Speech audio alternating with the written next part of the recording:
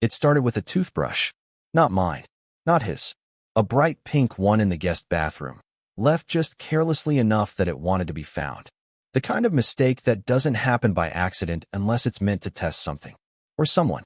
I remember staring at it for almost a full minute, frozen in the doorway, waiting for reality to blink. It didn't. That toothbrush was the first item in a long trail of breadcrumbs. Each one denying me peace. Each one whispering, "You're not imagining this." He said I was. But the child's drawing on the fridge? The hoodie on the couch that smelled like vanilla lotion? The photo buried in the glove compartment? He couldn't explain them all. And eventually, I stopped asking. I started watching instead. When I first met Evan, I thought he was the kind of man who fixed things. Not just sinks and drywall, but people. Lives. He was a contractor, hired through a property management company to repair a leaking pipe in my apartment. I had just ended a 3-year relationship with a man who called me too much every time I expressed a need. I was emotionally raw, but determined to pretend I wasn't.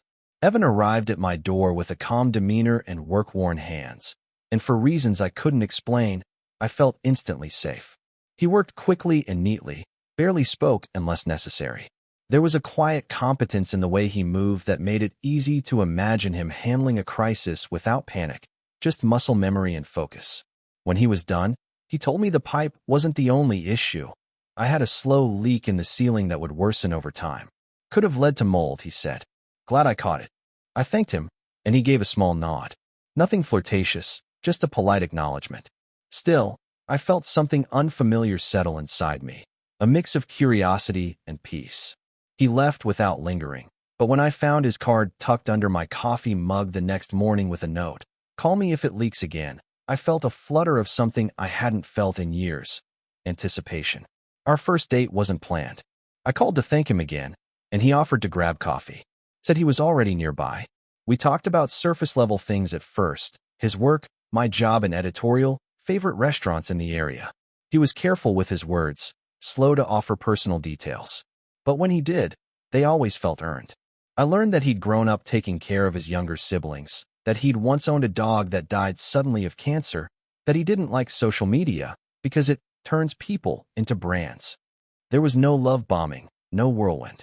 He was consistent, grounded. I mistook that for emotional maturity. I mistook it for stability. Over time, he became a quiet fixture in my life. He never moved in, but his presence lingered in the routines we built. Breakfasts shared in silence. Evening walks where we rarely held hands, but always stayed close. He was affectionate, but distant. Protective, but vague. I never saw his apartment. Not once. In the beginning, he framed it as self-consciousness. Said it was a bachelor disaster, not fit for company. He always insisted on picking me up or meeting at my place. He had excuses ready for everything. Working late, visiting his mother who wasn't doing well, taking side gigs to pay off old debts. He rarely stayed the night. I ignored what didn't make sense because so much of it did. When I had a panic attack after running into my ex at a grocery store, Evan didn't flinch. He guided me to sit on the curb, rubbed my back, let me sob without saying a word. When my car broke down, he fixed it himself, refusing payment. "You do enough," he said. "Let me help for once." That phrase would come to haunt me. What I didn't realize then was that Evan's kindness always came with an invisible line, one I never saw until I crossed it. The first shift was subtle. I commented on how little I knew about his day-to-day life, wondering aloud about what his apartment looked like. His face darkened, not angry exactly, disappointed, like I'd spoiled something. "You know I value privacy," he said. "I've had people abuse my trust before." I apologized, profusely, the way you do when you're afraid of breaking something fragile. That was the beginning of me learning how to stay small. After that, there were rules.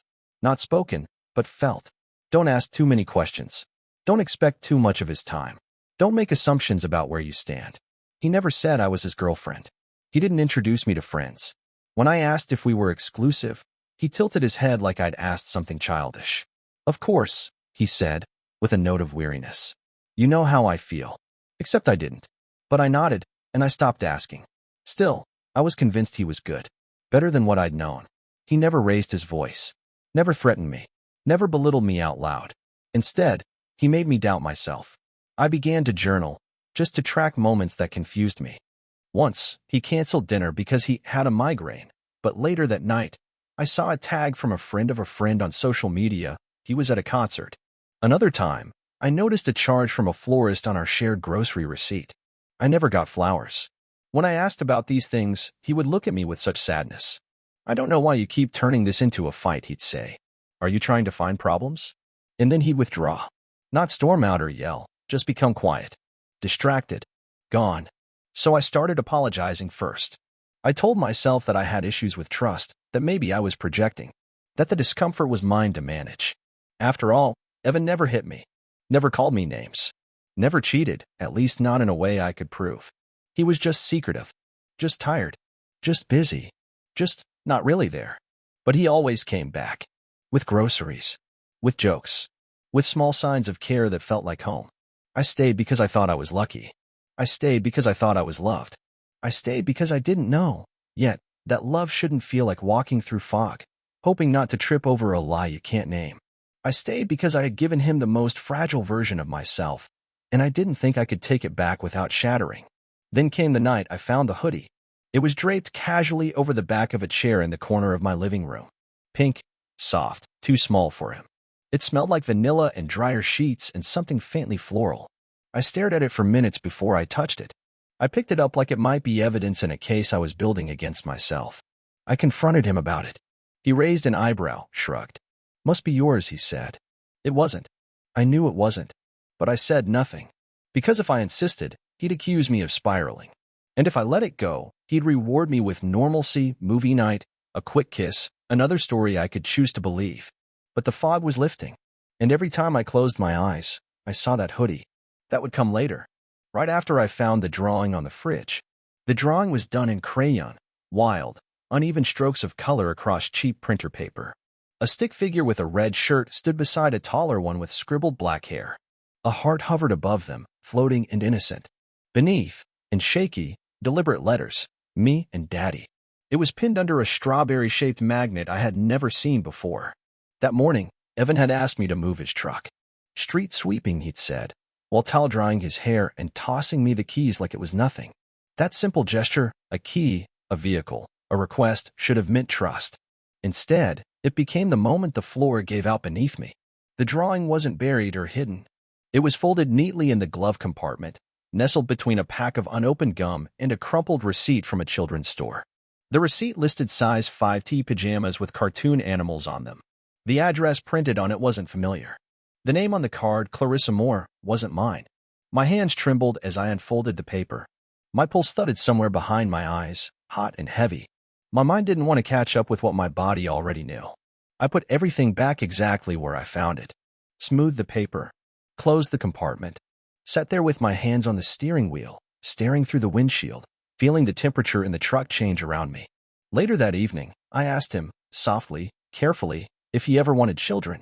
He shrugged, almost too casually. "Maybe someday," he said. "Not right now. Too much going on.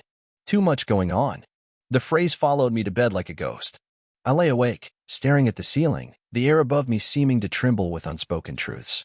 My thoughts became a slideshow of inconsistencies, a toy peeking out of his duffel bag, a tiny pink sock tucked behind the seat in his truck, the way he sometimes smelled faintly of baby lotion. I thought I was losing my mind. And then I wondered, what if I wasn't? Each morning brought more clarity and more dread.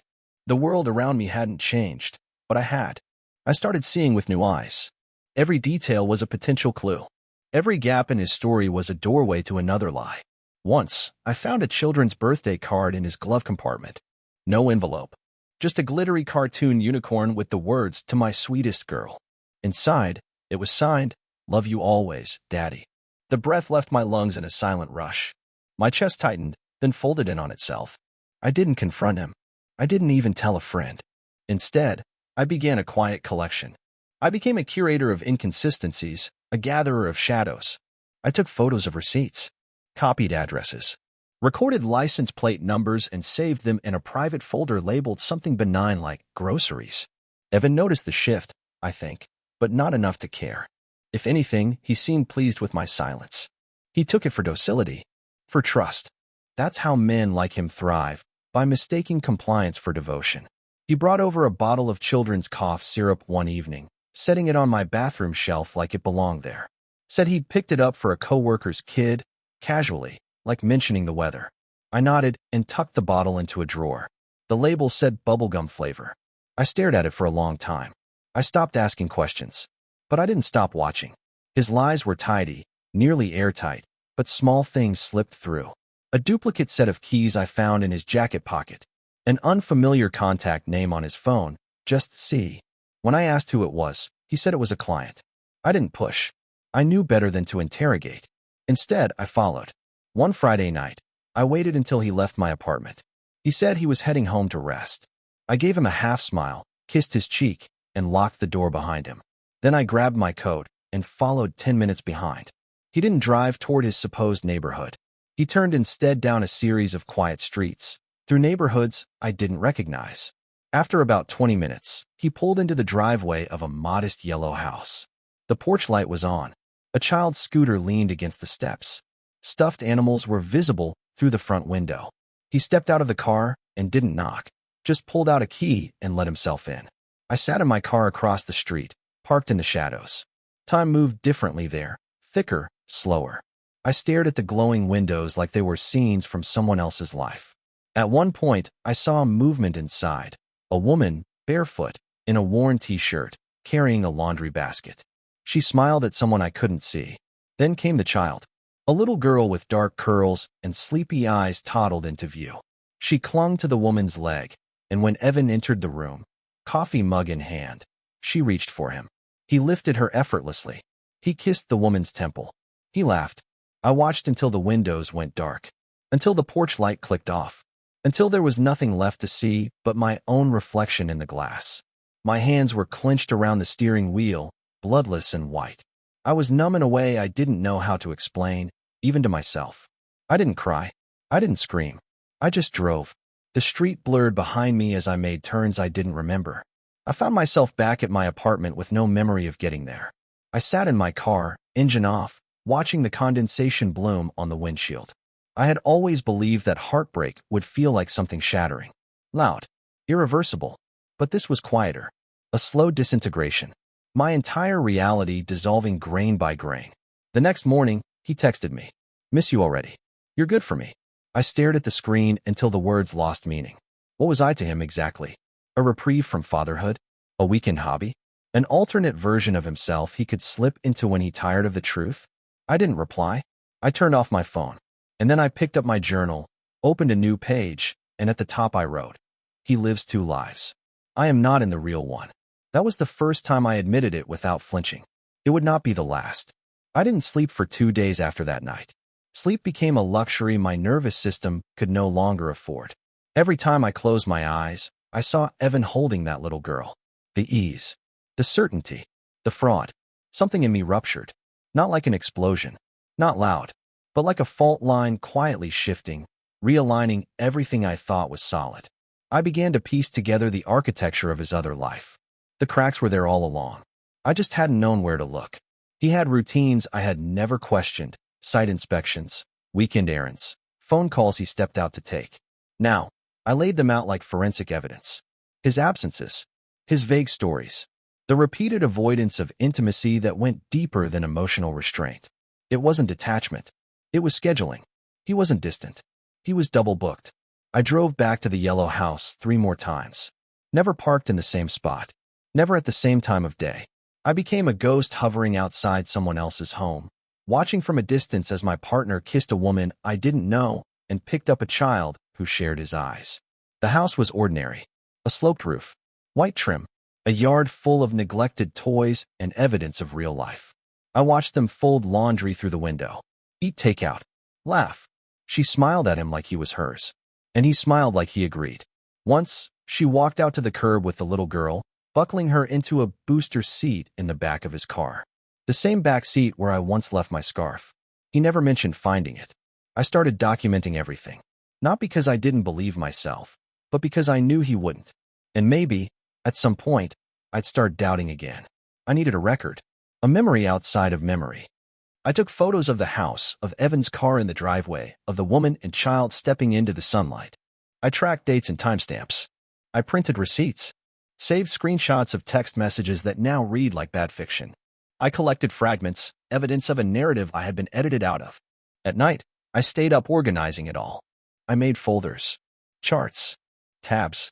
I used the same calm, obsessive energy I once put into loving him. It was astonishing how productive grief could be when weaponized by clarity. Then I found something I hadn't expected, a family photo online. Not public, but accessible through a tag link from a mutual friend of his. There they were. Evan, the woman, the girl. Smiling on a beach, holding hands. Captioned simply, "My heart." I didn't cry. I went cold. Back at my apartment, I created a binder. Labeled it with a post-it, "Truth." Each page I slid into the sleeves was like laying down bricks. My own small wall against the gaslighting. Then I wrote a note. Simple. Handwritten. Folded once. Ask him about the strawberry toothbrush. I drove to the yellow house, dropped it in the mailbox, and left without looking back. 2 days later, Evan came over with Thai food. He smiled like always. Moved through my space like it was still his. Like I was still his. I let him. Watched him open the containers, ask if I had Netflix queued up. He talked about work like we were still real. Like nothing had split open between us. I handed him the binder. He opened it slowly, expecting sentiment. A scrapbook. A token of affection. Then he saw the receipts. The screenshots. The photos. His expression didn't shift. Not even slightly. He closed the binder halfway and looked at me. "I can explain," he said, voice low. I said nothing. He reached for me. I stepped away. Still no rage. No raised voice. Just the steady flattening of a man caught in a house of mirrors. I was no longer part of the reflection. "I didn't think you'd understand," he said. I gave him one sentence. Just one. "You have 10 minutes to leave." He stood there too long. Then finally walked to the door, shoes in hand, silence trailing behind him like smoke. When it clicked shut, I didn't flinch. For the first time in months, the air felt breathable. The silence he left wasn't emptiness. It was space. And it was mine. After Evan left, the apartment didn't feel haunted. It felt still. I expected to break down. I expected to unravel. But instead, I went still inside, too. Not frozen, just clean, like something had been scrubbed out of me. I sat in that silence for hours, long after the sun dipped behind the buildings, just breathing. I didn't tell anyone right away. Shame still sat heavy in my chest. Not because of what I had found, but because I had stayed so long without asking the right questions. It wasn't just the betrayal that hurt. It was the version of myself I had willingly erased to stay close to someone like him. Then came Harper. She was a coworker from 2 jobs ago. We'd fallen out of touch, nothing dramatic, just the slow erosion of a busy life. She messaged me after liking an old post, said she'd seen my name on something Evan shared once. "He fixed my neighbor's deck," she said. Or said he did. Weird guy. Kind of. Too private. That one line cracked something open. I messaged her back. We chatted in a thread that quickly shifted from surface-level nostalgia to something deeper, more pointed. We met for coffee that weekend. I didn't tell her everything at first, just mentioned that something felt off, that I'd been living in a shadow. She didn't ask intrusive questions. She just listened. Really listened. She didn't say, "Are you sure?" She said, "That sounds exhausting." It was the first time someone responded not with doubt or disbelief, but with empathy. And just like that, the dam inside me gave way. I told her everything. About the child. The other woman. The note I left in the mailbox. The binder. Harper didn't flinch. Her face didn't twist into pity or concern. She asked if I wanted help. Not advice. Not judgment. Just help. She helped me sort digital backups. She showed me how to password protect files, how to trace where images had been shared online. Her background in digital communications suddenly became an arsenal. She treated it like triage, efficient, focused, protective. We found more. An anonymous blog Evan had commented on, leaving pieces of his philosophy like breadcrumbs. Men should have privacy, compartmentalization is strength. People don't need to know everything to feel loved. Lines that would seem harmless or philosophical on their own, but under the weight of everything else, read like confession. Harper read one aloud and said, "That's not deep. That's cowardice dressed in a TED Talk." I laughed. I hadn't laughed in days. Not the kind of laugh that hides pain, but the kind that shakes something loose, something essential. Her presence became a small anchor. Proof that my reality was, in fact, real. She never acted shocked. She never treated me like I was fragile. She treated the situation like what it was, a systemic deception, not a personal failure. I began to trust myself again, one conversation at a time. We spent evenings over tea and takeout, combing through messages and posts, collecting timelines, and verifying overlaps. I watched as my story took shape outside of my emotions, data points, and details that no one could spin into delusion. Harper gave me structure. She gave me vocabulary. You weren't paranoid, she said once. You were being erased. There was something revolutionary about hearing that out loud. I had always carried a quiet fear that maybe I had overreacted, that maybe Evan had just been confused or scared or stretched too thin. But Harper's certainty grounded me. She saw what I saw, and then she helped me see more. One night, after helping me compile a final set of documents, she said, "You've already won. You just don't know it yet." I looked at the folder on my desk. My name on the label. My handwriting. My truth. And for the first time, I believed it. We didn't talk about revenge. That wasn't the point. It was about reclaiming the story. About not letting someone else decide the terms of your existence. Harper gave me a way back to myself.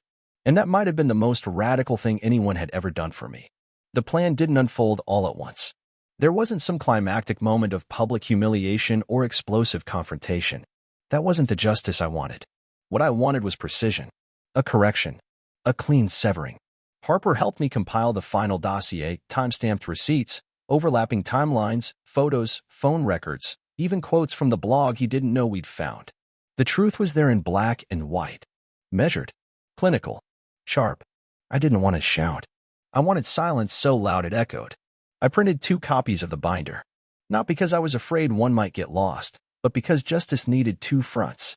One went to the woman at the yellow house. I didn't sign my name, just placed it in a plain envelope marked for Clarissa. I slipped it into her mailbox on a Thursday morning, when I knew Evan would be with me that evening, and she'd be alone to open it. That small detail mattered, clarity without chaos. The other copy I mailed certified to Evan's workplace. I didn't know what his professional world looked like, but I knew it mattered to him. He'd once said reputation was everything, that people only respect what you protect. I remembered that line with surgical clarity, so I let the truth do the protecting. Not just for me, but for anyone who came after me. For the version of Clarissa who hadn't yet found her note. For the version of myself who once believed silence was safer. The fallout came in pieces. He tried to call. I didn't answer. He sent a single email, subject line, "Please." I didn't open it. The message remained sealed in my inbox for weeks before I finally deleted it without reading. There was nothing inside that email I didn't already know. Nothing I needed. Clarissa never responded. But I heard through Harper, who stayed loosely connected to the neighborhood, that Evan moved out a week later. His truck was gone. The toys on the porch disappeared. The curtains changed. Even the doormat, once bright and welcoming, was replaced with something blank, utilitarian. He didn't try to find me. Not really. Men like him don't chase what they can no longer control. He didn't want me. He wanted the version of me who didn't know better. The version who confused silence with peace. I took a new job across town. Changed my number. Started therapy. Nothing dramatic. Just deliberate acts of restoration. My life became smaller, but in that smallness, I felt a power I hadn't known before. I built routines with intention, surrounded myself with people who asked questions and waited for real answers. I began gardening. Small things: basil, rosemary, cherry tomatoes. It felt mundane and revolutionary at the same time. Watching something grow under your care when you've spent so long being eroded by someone else's neglect is its own kind of justice. Harper and I kept in touch. More than that, she became a presence. A witness to the rebuild. We never spoke about revenge again. Only about choice. Autonomy. The strange, hollow shape a former life takes when you look at it from the other side. I kept the binder in a drawer for a while, unsure if I'd need it again. It sat there like a loaded silence, waiting. Some nights, I pulled it out, not to reread it, but to remind myself of how far I had come, what I had escaped. Eventually, I shredded it, not out of spite, but because it had served its purpose. The truth had already done its work. There was no one left to convince, no courtroom to attend, no confrontation owed. I no longer needed proof. I had myself. Whole. Returned. Free. That was the reckoning. It didn't come with noise. It came with clarity. And it stayed. It's been nearly a year. The quiet no longer feels like absence. It feels earned. There are days I forget what Evan's voice sounded like. Other days, a phrase he once used drifts through my mind, brittle and meaningless. He's become something distant, blurred like an old photo left in the sun too long. A shape without substance. A man without weight. I still keep to myself more than I used to. There's a caution in me now, soft but permanent. I've learned to trust slowly and to listen closely, not just to others, but to myself. Especially to myself. The garden has flourished. There's lavender now, mint, even wild strawberries. I spend mornings with my hands in the soil, grounding myself in things that grow because I care for them, not because they demand to be kept alive. Harper and I still meet every month, always in the same cafe. We laugh more now. There's lightness in her company. A recognition. She doesn't look at me like I'm broken. She never did. And because of that, I stopped seeing myself that way too. Sometimes, I think about writing a letter to Clarissa. Not to explain, but to thank her for unknowingly reminding me that truth always finds a way. Even through cracks. Even in silence. But I don't write it. Because she's living her own truth now. And so am I. I still have the red toothbrush. It sits in my bathroom cup, alone. A reminder. Not of him, but of me. The woman who learned to stop asking for permission to believe what she knows. The woman who finally stopped mistaking loneliness for love. The woman who chose herself and never looked back.